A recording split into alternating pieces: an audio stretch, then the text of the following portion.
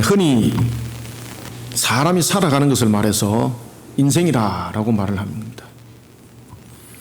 그리고 이러한 인생은 분명한 결과물들이 있습니다.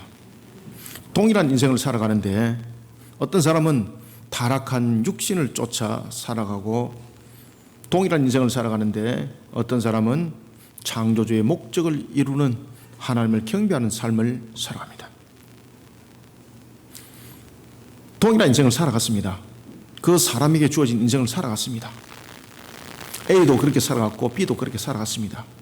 그런데 우리의 인생의 결과물은 그 사람이 어떤 인생을 걸어왔냐에 따라서 결과물은 달라지는 것이 하나님의 섭리입니다.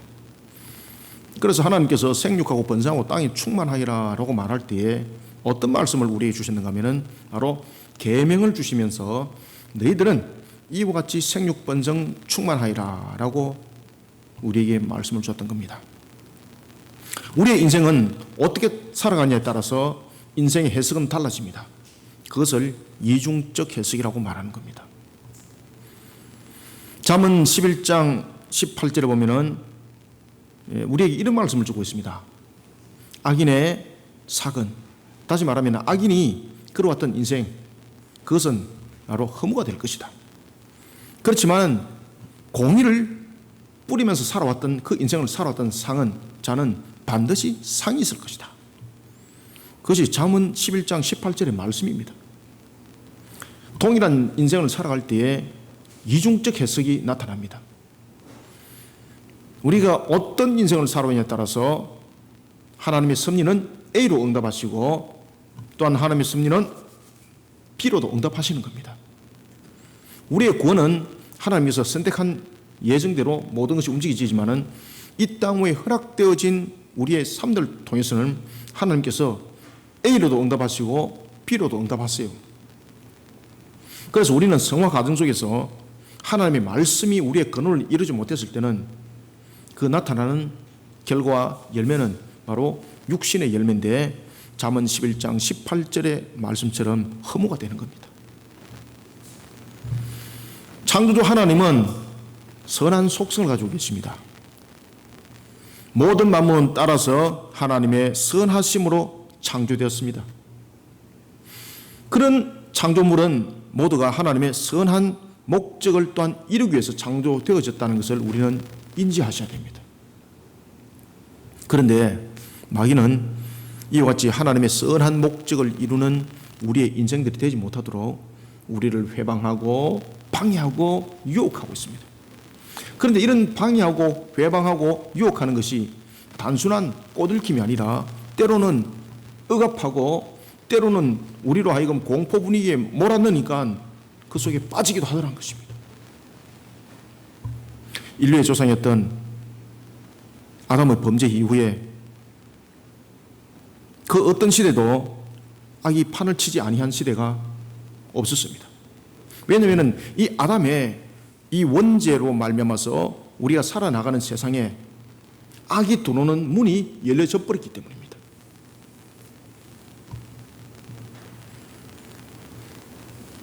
통합 이스라엘의 제2대 왕이었던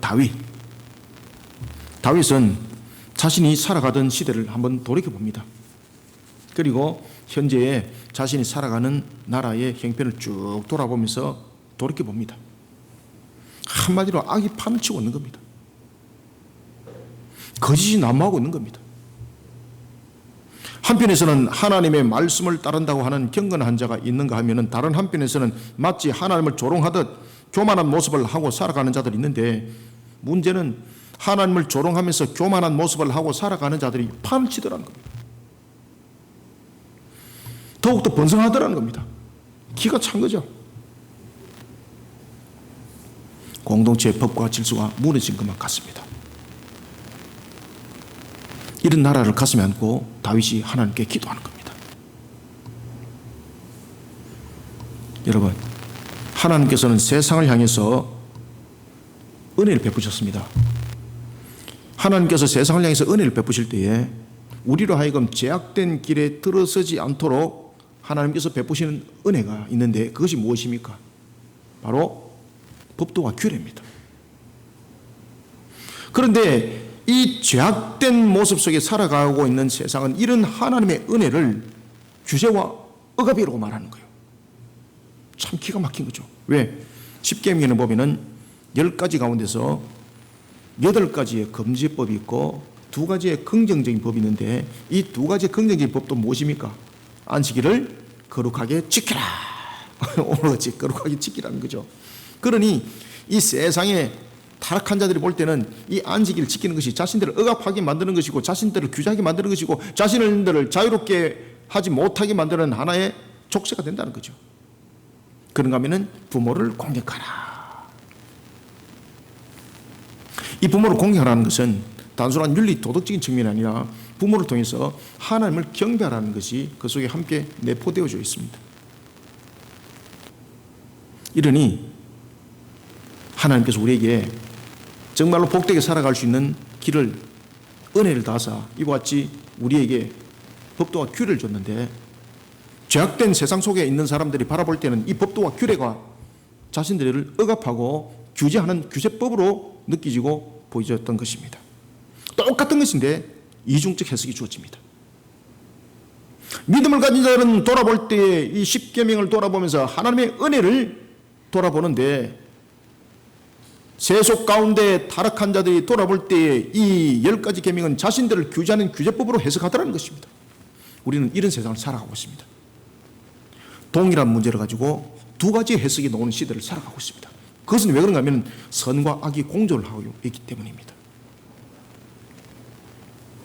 우리는 그러면 이러한 이중적 해석이 공존하고 있는 세상 가운데에 하나님의 선하심을 왜곡되게 만들어가고 있는 이런 죄악된 세상 가운데에 우리는 어떤 모습으로 자신을 세워서 해석해 나가야 되겠는가라는 것입니다.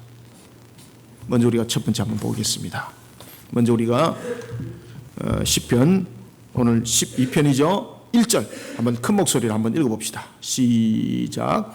여호와여 도우소서. 경건한 자가 끊어지며 충실한 자들이 인생 중에 없어지나이다. 아멘.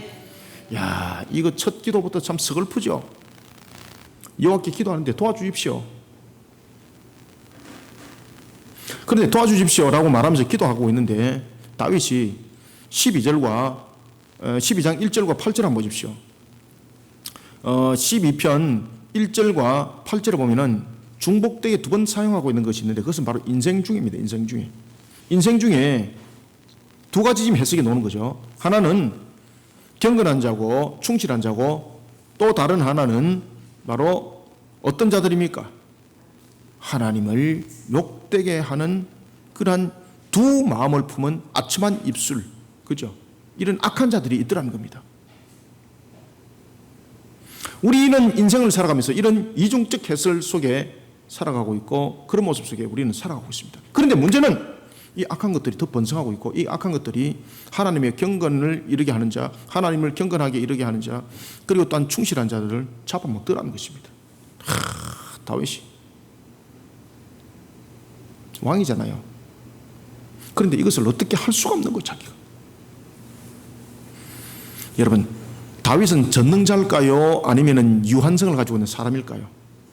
다윗은 전능자가 아닙니다. 그럼 자신이 이 문제를 해결할 수가 없는 거예요. 우리는 먼저 1절부터 4절을 통해서 먼저 첫 번째, 겉으로는 정의를 말하지만 공동체를 편을 가르는 그런 둘로 나누는 이중적 해석의 신앙과 삶이 아니라 하나님의 정의 가운데 자신을 세워 서로가 은혜를 나누는 공동체를 우리는 만들어 가야 됩니다. 어떤 공동체를 만들어야 된다고요? 어떤 나라와 민족을 만들어야 된다고요? 나라와 민족도 공동체고 가정도 공동체입니다. 그죠? 작은 공동체. 왜 그런가 하면 가정이라는 것은 내 혼자 사는 것이 아니라 아내가 있고 남편이 있고 그리고 자녀들이 있지 않습니까? 그죠? 교회 공동체, 가정 공동체, 나라 공동체. 겉보기에는 정의를 말하지만 공동체를 편을 가르는 둘로 나누는 이중적 해석의 신앙.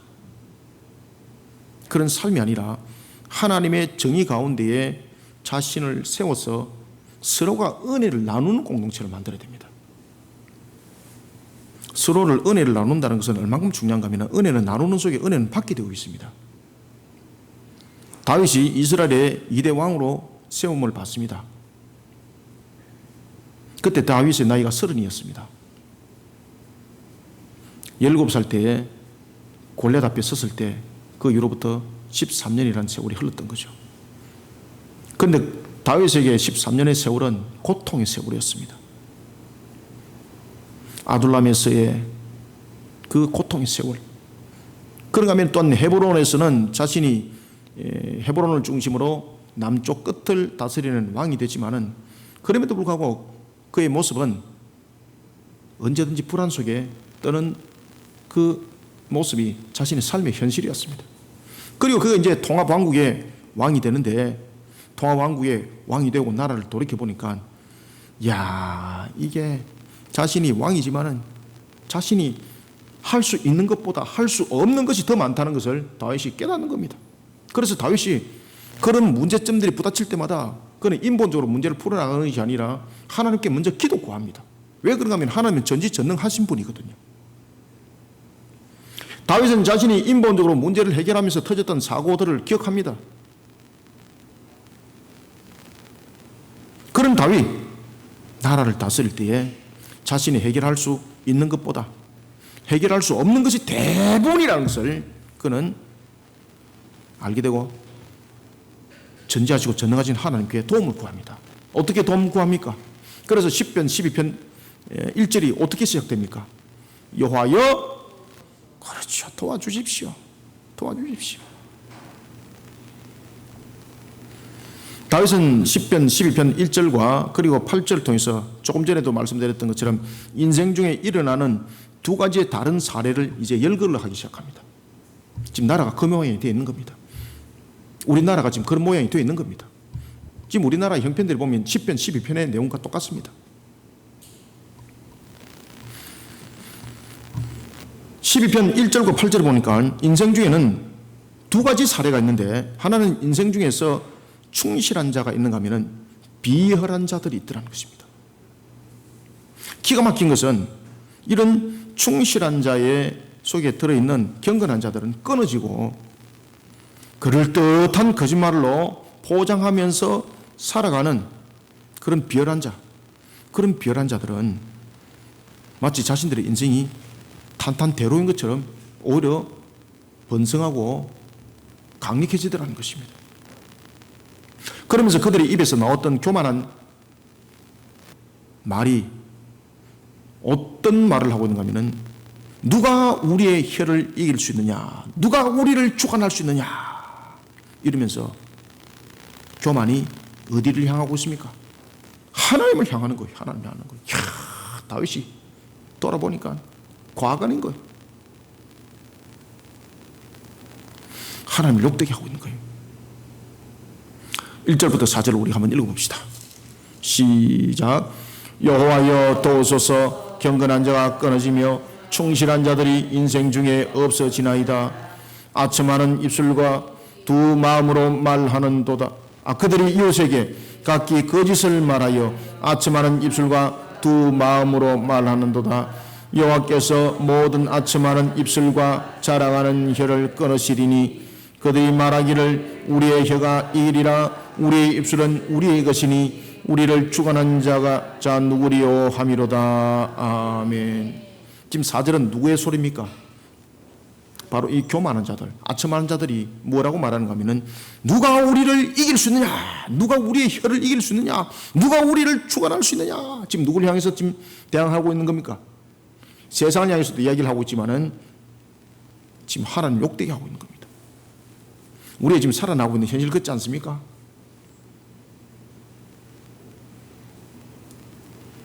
이것이 여러분들 약 한 3,000년 전에 기록되었던 내용인데 이것이 마치 목판에 새겨져서 이 시대를 향해서 우리에게 주는 말씀인 것, 이 시대를 향해서 주시는 말씀일 뿐만 아니라 이 시대의 현실을 마치 꿰뚫어 보는 것 같이 이 말씀이 지금 기록되어져 있습니다.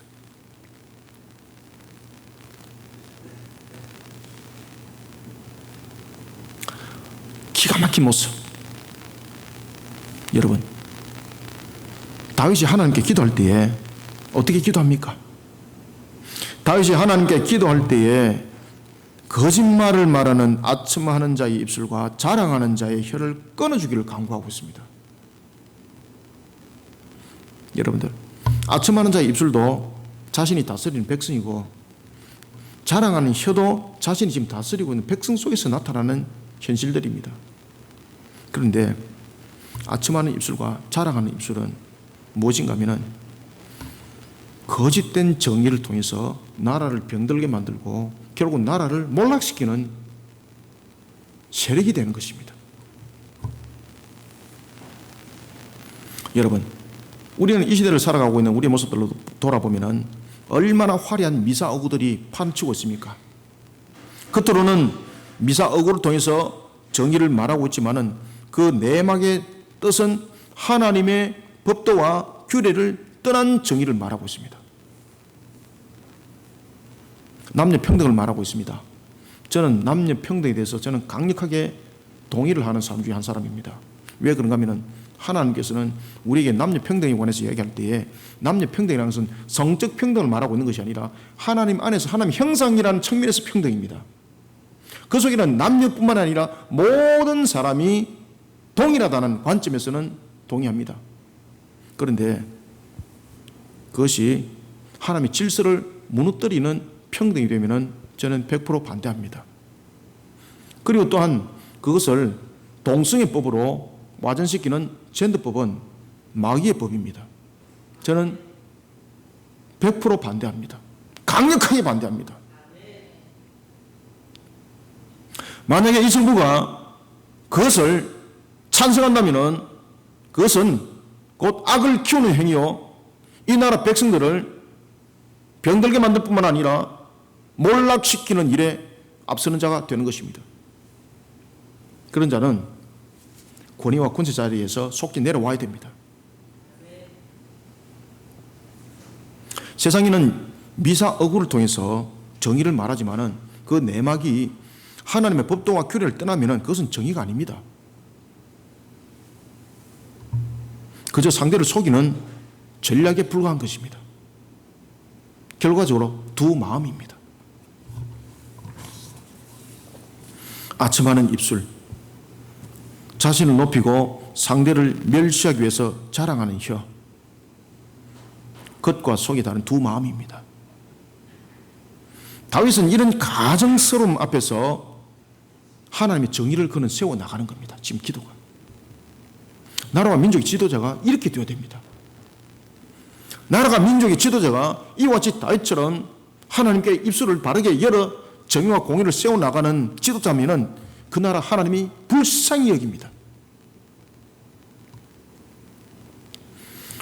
여러분, 시편 45편 7절은 말하기를 정의를 사랑하고 악을 미워하는 자 하나님께서 즐거움의 기름을 그에게 부어줘서 세상의 모든 것으로부터 뛰어나게 하신다라고 약속하셨습니다. 정의가 무엇입니까? 정의는 10명 가운데서 7명이 찬성하고 7명이 찬성하고 3명이 반대하는 것 가운데서 7명이 찬성한 것이 정의가 아닙니다. 정의는 9명이 찬성하고 1명이 반대했지만은 이 1명의 반대가 하나님의 법도와 규례 속에 있다면은 그 1명의 반대가 정의입니다. 그런데 마치 인민재판하듯이, 공산주의 인민재판하듯이 나라가 지금 그렇게 흘러가고 있습니다. 슬픕니다. 비참합니다. 비통합니다. 정의가 무엇입니까? 정의는 세상 공식에서 나올 수 없습니다. 왜 그런가 하면은 정의라는 것은 완전성 속에서 나와야 됩니다. 아시겠습니까? 정의와 공의는 완전성 속에서 나와야 됩니다. 그런데 세상 속은 죄로 인하여서 죄와 소통하고 있는 세상 속에서는 완전함이 성립이 되지 않습니다. 그렇기 때문에 세상 속에서는 정의와 공의가 성립이 되지 않습니다. 그러면은 정의와 공의는 어디 속에서 성립이 되어서 나와야 되는가 하면 하나님의 완전한 말씀인 법도와 규례에서 정의와 공의는 그리고 그곳에서 모든 부분들은 펼쳐져야 되는 것입니다. 그런 정의와 공의, 시편 45편 7절이 말하기를 하나님은 그에게, 그런 정의를 사랑하는 자에게 하나님께서 즐거움의 기름을 갖다 붓겠다는 거예요. 즐거움의 기름을. 여러분들이 행하는 사업장 터 위에 하나님의 공의를 세워나가는, 불의함과 함께하지 않고 하나님의 정의와 공의를 세워나가는 사업장이면요, 하나님이 즐거워서 갖다 붓습니다. 하나님이 약속했지 않습니까? 목사님, 그거는 그냥 성경에 기록된 말씀이에요. 그런 마귀의 소리 하지 마시고요. 하나님께서 우리에게 말씀을 주신 것은 살아서 오늘도 역사하신다는 약속의 언약의 말씀입니다. 정의는 하나님의 거룩의 속성을 담아내는 겁니다. 하나님의 거룩의 속성을 담아내지 못하면 정의롭지 못하고 공의롭지 못합니다. 정의는 죄와 함께하고 있는 세상의 공식에서 놓을 수 없습니다. 하나님의 법도와 규례를 떠난 것은 정의가 될 수 없습니다. 그런데 하나님은 세상을 향해서 정의를 요구하고 있습니다. 예레미야서 4장 2절은 우리에게 말씀을 주고 있습니다. 진실과 정의와 공의로 여호와의 삶을 두고 맹세하면 나라들이 나로 말미암아 스스로 복을 빌며 나로 말미암아 자랑하리라. 아멘. 나라와 민족이 하나님의 법도와 규례 속에서 정의와 공의를 구하면 복을 비는 것과 똑같다는 겁니다. 그런데 아모스 6장 12절을 보니까 이런 하나님의 정의를 마치 설계와 같이 죄악된 것으로 바꿔버리는 자, 그 정의로 심판받습니다. 그는 이 나라 민족의 현실을 돌아보면서 참 마음이 많이 아픕니다. 즐거운 미소가 얼굴에서 사라져 버렸습니다. 두 마음을 가진 거짓과 아첨하는 입술이 파치고 있습니다. 여러분, 두 마음을 가진 거짓과 아첨하는 입술은 결국은 모든 사람들의 인간관계를 깨뜨리고 결국은 자기 스스로도 무너짐을 당하게 되어 있습니다. 우리가 이 부분들을 명확하게 지금 보고 있잖아요. 이 사건을 지금 명확하게 우리가 보고 있잖아요. 하나님과 관계가 무너지면 아무것도 존재적 가치는 없습니다. 하나님의 법도와 규례를 은혜가 아니라 규제로 여기고 억압으로 설명하는 하나님을 향한 적대 세력이 세상으로부터 인정을 받을지는 모르겠습니다만은 하나님의 심판의 칼날은 그를 용납하지 않습니다. 하나님의 법도와 규례를 따르는 삶의 신앙을 하나님은 기억합니다. 겉보기에는 정의를 말하지만은 공의에 대해서 오히려 편가르고, 겉보기에는 정의를 말하지만은 공의로운 공동체를 세워나가기보다는 오히려 자신에게 유리한 해석을 통하여서 자신의 편을 만드는, 그것이 어찌 정의와 공의입니까? 곧 무너집니다. 다윗처럼 하나님의 정의 가운데에 자신의 신앙과 삶을 한번 세워보십시오. 이런 다윗 하나님께서 어떻게 썼습니까? 이런 다윗 마태복음 1장 1절 예수님의 계보가 되도록 하나님이 축복하셨습니다. 하나님의 법도와 규례를 따르는 정의 가운데 자신을 세워야 합니다.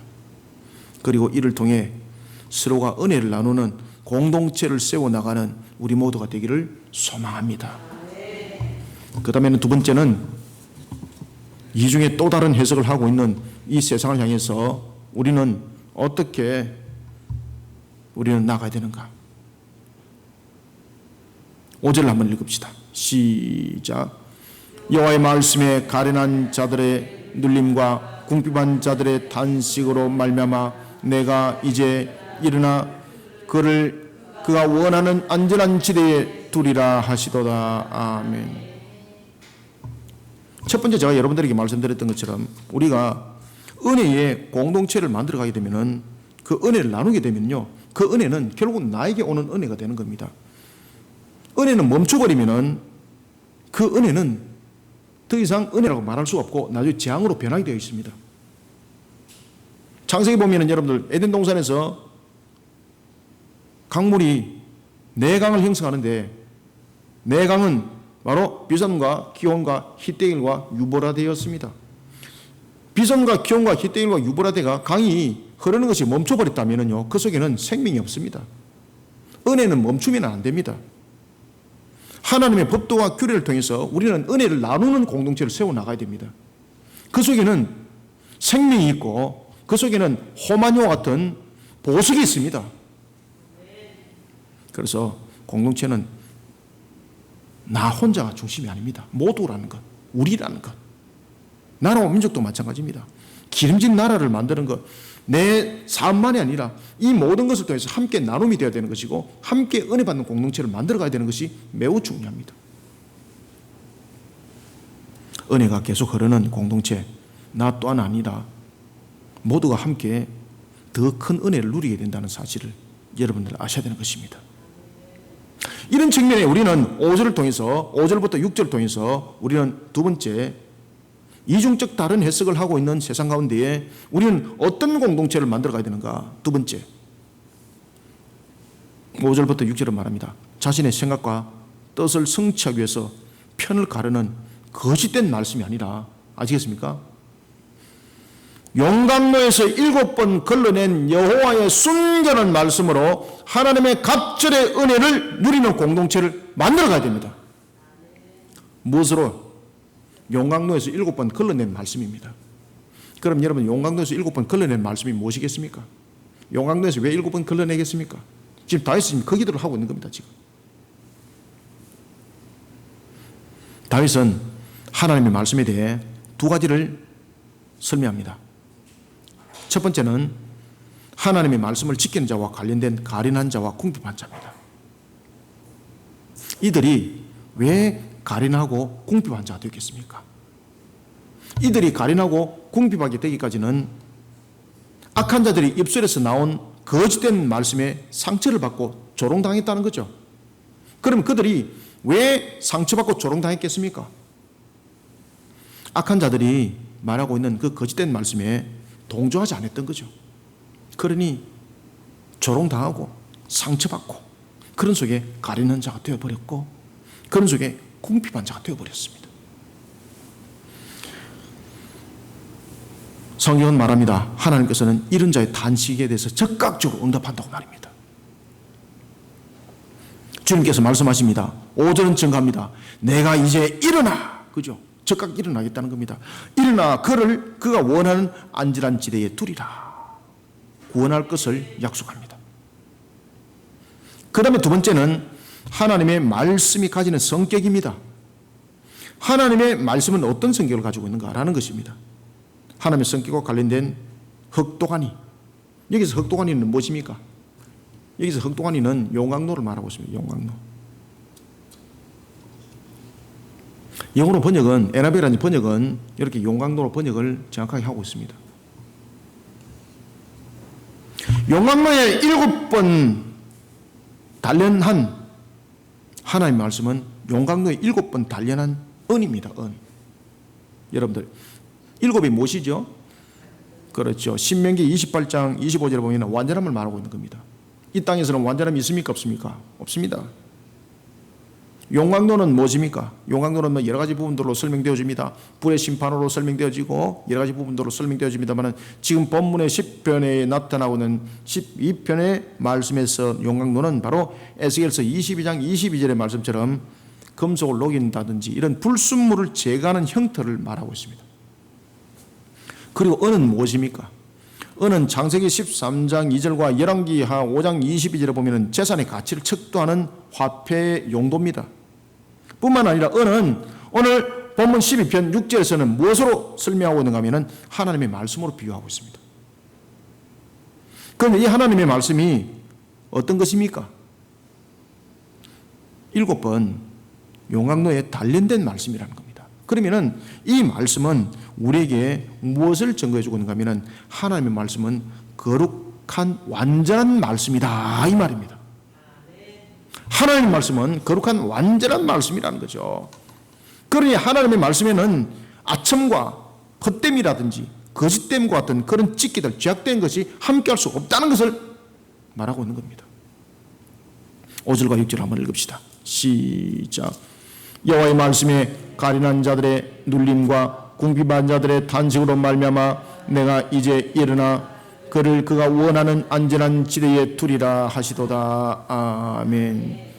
여러분들, 다윗의 성품을 제가 성경에서 쭉 한번 찾아봤습니다. 이제 성경은 이제 본문들을 가지고 쭉 이렇게 찾아보니까 다윗의 성품을 성경에서 6가지로 정리하더라고요. 어떻게 정리하고 있는가 하면은 다윗은 신실합니다. 성품이. 두 번째, 의로움입니다. 그런데 이 다윗의 모든 성품들이 무엇으로 전부 다 연결되어 있는가, 그리고 이 다윗의 성품을 무엇이 이렇게 만들었는가라는 것에 대해서 성경이 함께 답을 주고 있었습니다.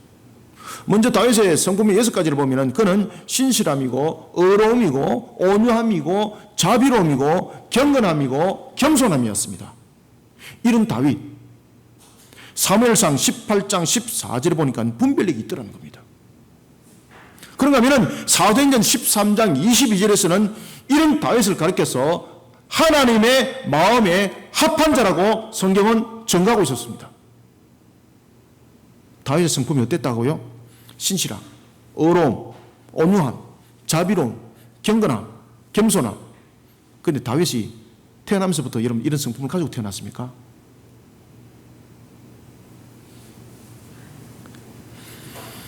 다윗을 이렇게 만들어갔다는 겁니다. 아시겠습니까? 누가 다윗을 이렇게 만들어갔습니까? 무엇이 다윗을 이렇게 만들어갔습니까? 이 다윗의 6가지 성품을 통해서 그는 분별력이 있는 자였을 뿐만 아니라 하나님의 마음에 합한 자로서 그는 쓰임을 받았습니다. 다윗을 이렇게 6가지 성품으로 만드는 것이 있습니다. 바로 사무엘하 23장 2절. 다윗을 누가 이렇게 만들어갔겠습니까? 용광로에 7번 걸러낸 하나님의 말씀이 다윗을 이렇게 만들어갔습니다. 다윗 보십시오. 그가 어떻게 하나님 앞에 온전히 바로 설 수 있었습니까? 그도 불완전한 자였거든요. 바세바 탐하면서 간음했습니다. 바세바 남편이었던 우리야 살인 교사 했습니다. 거짓을 통해서 우리아를 죽였습니다. 말도 할 수 없는 이야기죠. 그런 다윗이 무엇으로 그가 정결하게 되는 겁니까? 나단 선지자를 통해서 하나님의 말씀이 주어질 때. 그러니 이 다윗의 6가지 성품, 신실함과 의로움과 온유함과 자비로움 그리고 경건함과 겸손함은 자신이 어떤 능력을 통해서 만들어진 것이 아니라는 사실입니다. 용광로에 7번 걸러낸 하나님의 말씀이 그를 6가지 성품으로 만들었던 겁니다. 자신의 생각과 뜻을 성취하기 위해서 편가름하는 거짓된 말씀은 모두를 죽입니다. 그 입술에서 증거되는 거짓말 말씀은 상처를 주는 핍박의 도구가 될 뿐입니다. 그 입술에 가증함은 가련한 자와 궁핍한 자를 많이 만들어낼 뿐입니다. 그런 자 하나님이 용서하지 않습니다. 사랑하는 성도 여러분, 자신의 생각과 뜻을 성취하기 위해서 편가름하는 거짓된 말씀이 되어서는 안 됩니다. 용광로에서 7번 걸러낸 순결한 말씀으로 다윗은 하나님으로부터 다양하게 쓰임을 받았다는 사실을 기억하시길 바랍니다. 용광로로부터 걸러낸 하나님의 말씀으로 다윗을 6가지 성품으로 만들어가지고 하나님은 다윗을 어떻게 다양하게 썼는가 하면 사무엘상 16장 23절에 보니까 악령을 쫓아내는 사역자로 그를 하나님이 사용했습니다. 그런가 하면 역대하 29장 26절에서는 하나님을 찬양하는 음악가로 그를 사용합니다. 음악가로. 그런가 하면 사무엘하 23장 22절에는 보면은 사무엘하 23장 2절에 보면은 하나님의 말씀을 대언하는, 아시겠습니까? 지금 사무엘하 23장 2절에 보면은 다윗이 하나님의 말씀을 대언하는 예언자로 쓰임 받거든요. 어떻게 쓰임 받았습니까? 그 6가지 성품으로 쓰임 받았습니까? 아닙니다. 사무엘하 23장 2절에서 보면은 용광로에 7번 걸러낸 말씀, 그 말씀을 그의 입에 두었던 것은 그 용광로로 그를 먼저 녹였기 때문에 그 모습이 그렇게 된 겁니다. 따라서 사무엘하 23장 2절에 보면은 하나님의 말씀을 대언하는 예언자로 다윗이 쓰임받기는 여섯 가지 성품을 원래부터 가지고 있었던 것이 아니라 그 자신이 이런 용광로의 말씀으로 먼저 녹여졌기 때문에 그렇게 예언자로 쓰임을 받는 겁니다. 그런가 하면 보십시오. 여러분들 시편을 통해서 하나님의 말씀을 가장 많이 기록한 자가 누굽니까? 다윗입니다. 아시겠습니까? 이렇게 하나님이 다양한 각도로 그를 사용한다는 거예요. 다양한 각도로. 어떤 자? 용광로에서 7번 걸러낸 여호와의 순결한 말씀으로 세워진 자를 그렇게 쓴다는 이야기입니다. 용광로에서 7번 걸러낸 여호와의 순결한 말씀으로 하나님의 갑질의 은혜를 누리는 공동체를 우리는 만들어가야 합니다.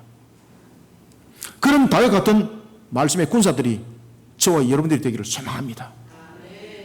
그 다음에는 세 번째 7절 한번 읽겠습니다. 시작.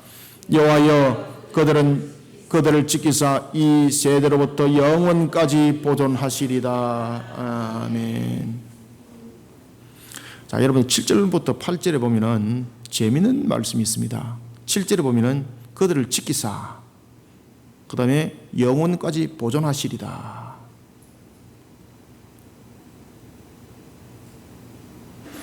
은혜가 계속되지 않으면 안 된다는 이야기입니다. 지키시고 보존하는 것은 은혜가 계속되어야 된다는 이야기입니다. 따라서 우리는 세 번째, 이중잣대로서 이중적 해석을 하고 있는 이런 인생을 살아가는 이런 현실 위에 우리는 어떤 모습으로 우리들의 모습들을 세워나가야 되는가. 마지막으로 7절부터 8절은 우리에게 증거해 주고 있습니다.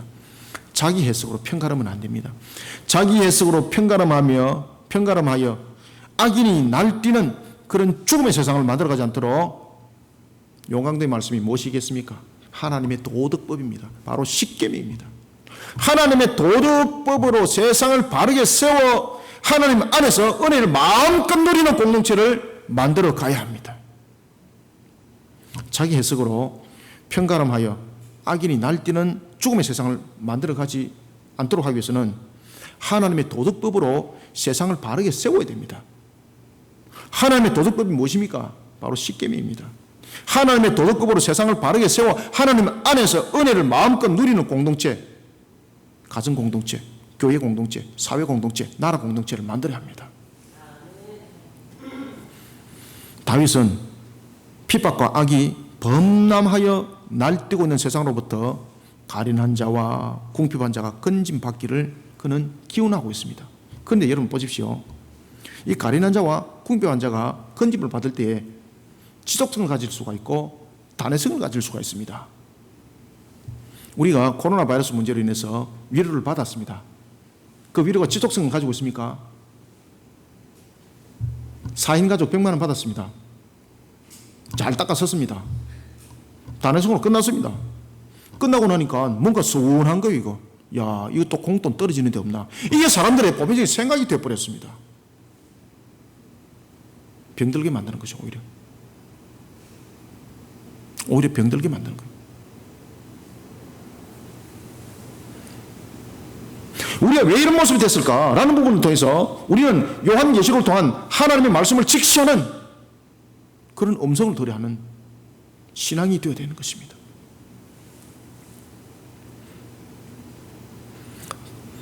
다윗이 자신의 현재 상황을 돌아봅니다. 상황은 악이 온 사회에 만연하고 있습니다. 이런 악이 현재 지속성을 누리고 있는 겁니다. 그런 지속성을 누리고 있는 세상은 마치 죽은 자의 모습과 같은 겁니다. 그러면은 궁핍한 자 그리고 가련한 자 건져내었습니다. 건져내더라도 그들은 동일한 죽음과 같은 그런 상태에서 늘 공포 속에 살아가고 있을 수밖에 없는 겁니다. 가련한 자, 궁핍한 자가 건짐을 받았다면 그 다음에는 무엇이 지속돼야 됩니까? 평강이 지속돼야 됩니다. 혈이 유지가 돼야 됩니다. 그런데 문제는 악인들이 날뛰고 있다는 것입니다. 여러분들, 백봉 김구 장로가 아시죠? 교회 장로가 아시죠? 그가 이 나라를 돌아보면서 그런 이야기를 했습니다. 이 나라에 경찰이 100개가 있는 것보다 하나님의 말씀을 바르게 가르치고 이들의 죄를 깨닫게 하는 올바른 교회 하나 세워지는 것이 더 중요하다고 말했습니다. 법과 제도는 강화시키면은 그 문제로서 모든 것이 해결될 것이라고 생각하고 있는 사람들 자체가 문제인 것입니다. 그러면서 그 법 만들어 놓고 자신의 뒷공문에서 다른 죄 짓고 있는 거 우리는 너무 많이 보고 있잖아요. 이중잣대, 이중해석, 그죠? 본질적인 문제를 우리는 돌아볼 줄 알아야 합니다. 오늘 본문 속에서 다윗이 여기에 대해서 우리한테 힌트를 주고 있습니다. 본문 7절을 한번 보십시오. 본문 7절에 보면은 상반절과 하반절에 두 단어가 있습니다. 하나는 지키사고 또 하나는 보존하시리라는 것인데 이 단어가 어떤 시제를 쓰고 있는가라는 것입니다. 헬라 문법에 보면은 칼 완료형이 있고 미완료형이 있는데 지금 이 시편 12편에서 지키시는 것과 보존한 것에 대해서 미완료형을 쓰고 있습니다. 그러면은 지키시는 것과 보존한 것이 이 땅에서는 완전함의 완료형이 성립되지 못합니다. 하나님께서 우리를 지키심이 그리고 보존하심이 완전하다는 것은 완전한 샬롬이 일어나야 되는 것입니다. 그럼 이 땅에서는 이 지키심과 보존하심이 두 시제로밖에 성립이 안 된다는 겁니다. 하나는 미완료형 시제고 또 하나는 과거 시제입니다. 과거 시제는 과거에 그렇게 지킴받았는데 지금은 지킴받지 못하고 끝났다는 이야기입니다. 과거에는 보존받았는데 지금은 보존받지 못한다는 겁니다. 그러면 현재의 지키심과 보존하심은 미완료형이 되어야 되는 겁니다. 그래야만이 지키심과 보존함이 지속성을 가지고 가는 겁니다. 이해되고 있습니까? 이 땅에서는 이것이 완료형으로 설 수가 없습니다. 왜 그런가 하면 인간이 살아나가는 죄악된 세상 속에서 완전함은 성립이 되지 않기 때문입니다. 그러면 지키심과 보존하심이 완전함으로 성립되는 것은 우리가 새하늘과 새 땅을 살아가는 천국에서만이 존재하는 겁니다. 다윗이 우리에게 중요한 코멘트를 주고 있는 겁니다. 지키심과 그리고 보존하심이 미완료형이 된다는 겁니다. 그러면은 지키심과 보존함이 계속해서 그 지키시고 보존함이 일어나기 위해서는 이 땅에서 일어나기 위해서는 어떤 상태가 되어야 되는가라는 것입니다. 그래서 오늘 시편 12편 6절에 보면은 이런 7절의 지키심과 보호하심을 이야기하기 전에 먼저 어떤 이야기를 끄잡아대고 있습니까? 어떤 말씀을 지금 먼저 주고 있습니까? 흑도가니에 7번 단련된 은혜의 말씀을 딱 먼저 이야기를 하고 지금 지키심과 보호하심에 대한 미완료형을 지금 쓰고 있는 거예요. 이거는 무슨 말인가 하면은 궁핍한 자 그리고 가련한 자를 계속해서 보존하고 지킬 수 있는 것은 딱 한 가지밖에 없다는 겁니다. 그래서 미완료형을 쓰고 있는데 그것이 무엇과 연결되겠습니까? 7번 단련된 용광로의 말씀으로 연결되어 있는 겁니다. 자, 7절 8절 두 절 읽습니다. 시작. 여호와여 그들을 지키사 이 세대로부터 영원까지 보존하시리다. 비열함이 인생주의 높임을 받는 때에 악인들이 곳곳에 날뛰는도다. 아멘. 악인들이 곳곳에 지금 날뛰고 있는데 어째 완료형이 될 수 있습니까? 될 수 없는 거예요. 보존함이 어떻게 완료될 수 있습니까? 지키심이 어떻게 완료될 수 있습니까? 지금 악한 것들이 지금 날뛰고 있는데, 그런데 이 악한 것들이 날뛰고 있지만은 그래도 그들로부터 지키심을 받기 위해서는 우리 모습들이 어떻게 되어야 되는가? 이 속에는 하나님이 우리를 지킬 때 어떻게 지키는가? 하나님이 우리를 보호할 때 어떻게 보호하는가? 그냥 나태해 있을 때, 나도 타락하고 있을 때 지키는가? 그것이 아니라는 거예요. 그래서 6절에 보면은 용광로에 7번 단련된 말씀을 가지고 이야기를 딱 하는 거예요, 여러분들. 여러분, 자기 해석으로 편가름하면서 죽음의 세상을 만들어가고 있는 이 악인들이 날뛰지 못하도록 용광로에서 7번 걸러낸 여호와의 순결한 말씀으로 물리치는 우리는 영적 전투가 필요한 시대를 살아가고 있습니다. 하나님께서 지키사 그리고 보존하사라는 미완료형은 하나님의 말씀이 살아서 지속적으로 계속해서 역사하는 것을 함께 말하고 있습니다. 이것이 무엇과 연결되고 있습니까? 용광로에서 7번 걸러낸 하나님의 순결한 말씀과 연결되고 있습니다. 그러면 우리가 하나님으로부터 계속적으로 지킴을 받기 위해서, 보함을 받기 위해서 우리는 7번 걸러낸 용광로의 말씀으로 우리 자신들을 세우고 공동체에 그렇게 세워나가야 된다는 뜻입니다. 그러면 7번 용광로에서 걸러낸 말씀이 무엇입니까? 바로 하나님의 도덕법입니다. 우리에게 주신 십계명입니다. 도덕법은 윤리를 말하는 것이 아닙니다. 도덕법이라는 것은 무엇을 말하고 있는가 하면 하나님께서 피조물을 향하여서 주신 말씀 가운데서 어느 시대도 어느 때도 변할 수 없는 하나님 법, 그것을 도덕법이라고 말하는 겁니다. 예수를 믿는 사람만이 지키는 법이 아닙니다. 이 모든 인류의 피조물들은 다 지켜야 될 법이 바로 도덕법입니다. 사람들이 착각하고 있더라고요. 마치 십계명은 교회에다가 걸어놓는 액세서리인 줄 착각하고 있더라고요. 우리는 이런 십계명을 가지고 영적 전투를 치러야 합니다. 이 십계명은 바로 용광로에서 7번 걸러낸 하나님의 은혜 말씀입니다. 이것이 나에게 먼저 세우실 뿐만 아니라 이 말씀이 모든 가정 공동체, 사회 공동체, 그리고 국가와 나라 공동체에 세워져야 합니다. 지금 악인들이 날뛰고 있습니다. 그들로부터 우리는 어떻게 책임을 받겠습니까? 어떻게 우리는 보좌를 받을 수 있겠습니까? 하나님의 도덕법으로 공동체를 바로 세워나갈 때에 하나님의 지키심은 우리와 함께하고 있는 겁니다. 하나님의 보존하심은 우리와 함께하는 미완료형으로 계속 가는 겁니다. 언제까지? 주님이 이 땅에 다 주어져서 완전한 심판을 이룬 백보자 심판대가 임하여서 완전한 심판이 이루어지고, 그리고 새하늘과 새 땅이 열려서 우리가 천국에 살아가는 완전성이 성립될 때까지 효력을 발생하는 겁니다. 그런데 이런 영적 전투를 멈춰버리게 되면요, 지키사, 보존하사는 미완료형이 되는 것이 아니라 과거 시제가 되어버리는 겁니다. 지금 우리 그런 경험하고 있잖아요. 지금 교회들이 타락해버리니까 미완료형이 마치 과거형처럼 지금 되어버렸잖아요. 그러니까 짓밟히면 당하는 거예요. 여러분들. 당연한 거예요. 교회는 회개해야 됩니다. 우리가 하나님께서 주신 도덕법을 우리 스스로 액세서리로 만들어갔지 않는가 말입니다. 그러니까 우리가 짓밟힘을 당하는 건 당연한 거예요, 여러분들. 교회가 회개하고 일어서야 합니다. 우리 스스로를 도덕법으로 먼저 세우고, 교회 공동체뿐만 아니라 가정 공동체를 하나님의 도덕법으로 십계명으로 바로 세우고, 나라와 민족 가운데 바로 세워나올 때에 우리는 지키심이 있고 보존하심이 미완료형으로 지속성을 이루고 있는 겁니다. 여러분, 다윗을 보십시오. 열왕기하 5장 4절에 보면은 다윗은 40년의 왕위를 지켜나갔습니다. 그 40년의 왕위가 자신의 능력으로 지켰습니까? 다윗도 무너졌습니다. 다윗이 무너질 때와 일었을 때를 잘 보십시오. 다윗이 언제 무너졌습니까? 바로 하나님의 도덕법인 십계명을 그가 어겼을 때 그는 왕창 무너짐을 당했습니다. 나라가, 민족이 그냥 휩쓸림을 당했습니다. 그런데 나라가 다시 회복될 때가 있었습니다. 그때가 언제입니까? 회개하고 도덕법으로 바로 세워졌을 때. 그뿐만 아닙니다. 성경을 여러분 보십시오. 성경을 우리에게 왜 줬겠습니까? 이 사실을 너희들이 지키하라는 겁니다. 자, 열왕기상 12장 20절 한번 봅시다. 어떤 일이 있었죠? 열왕기상 12장 20절에 보니까 남과 북으로 갈라졌던 이스라엘 가운데서 북이스라엘이 멸망을 당했습니다.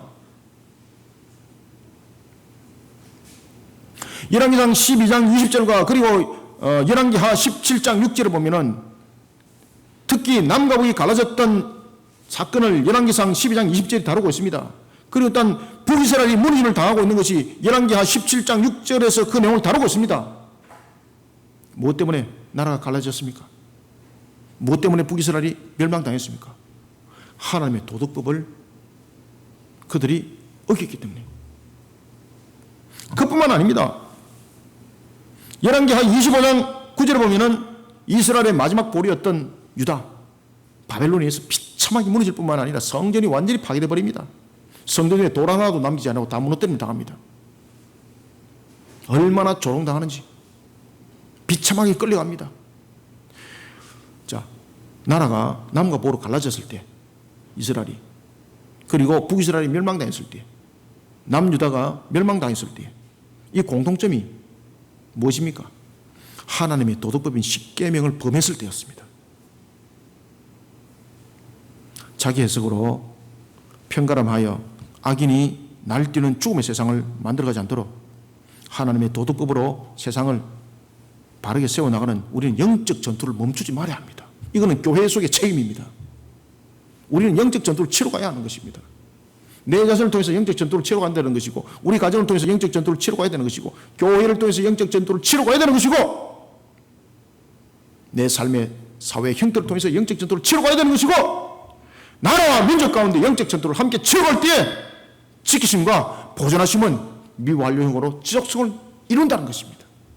그런데 이 영적 전투를 멈추는 그 순간 지키심과 보존하심은 무엇으로 변한다?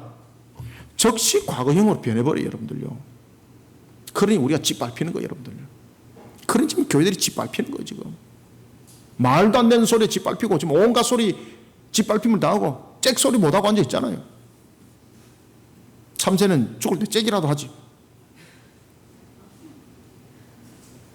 밟았는데 잭소리도 못하고, 살살 밟아주세요. 이래. 주님께서 말씀하십니다. 떡 먹고 정신 차리라. 여러분, 자기 해석으로 편가름하고 악인이 날뛰는 죽음의 세상, 하나님의 도덕법이 멈춰버리면요, 이 죽음의 충파는 계속되는 수밖에 없습니다. 지키사 그리고 보존하시리다. 이것이 미완료형에 따른 하나님의 은혜를 마음껏 누리시려면 영적 전투를 치러 가야 합니다. 오늘도 영적 전투를 치러 나가 오늘도 하나님의 지키심과 보존하심이 우리 속에 계속해서 차고로 넘치는 그런 모습이 되기를 소망합니다. 또한 그러한 공동체를 세워나가는 저와 여러분들이 다 되시기를 소망합니다. 말씀을 맺겠습니다. 여러분들, 이중이라는 것은 두 가지 측면을 가지고 우리는 해석할 수 있습니다. 자, 이중이라는 것을 잣대에 한번 떼어봅시다. 잣대가 이중입니다. 그러면 잣대가 이중이라는 것은 편견과 속이는 것이잖아요. 잣대가 이중이라는 것은 무엇을 말하고 있습니까? 잣대가 이중이라는 것은 이 사람에게는 이렇게 갖다 대고 저 사람에게는 저렇게 갖다 된다는 이야기잖아요. 그것은 바로 속이는 것과 편견이잖아요. 그런데 이중이라는 이 단어가 하나님의 은혜와 연결되어 버리니까요, 갑절로서 해석이 되더라는 것입니다. 우리가 어떻게 하느냐에 따라서 해석이 달라집니다. 하나님께서 은혜를 베푸사 죄악된 길에 들어서지 않도록 우리에게 주신 도덕법, 이것이 죄악을 향해서는 마치 그들을 귀찮은 것 같지만은 그것은 하나님께서 우리에게 베푸시는 은혜의 열매의 길이라는 것입니다. 하나님께서는 우리에게 이 땅 위에 도덕법과 구원의 법을 줬습니다. 구원의 법은 주 예수 그리스도를 믿는 믿음 속에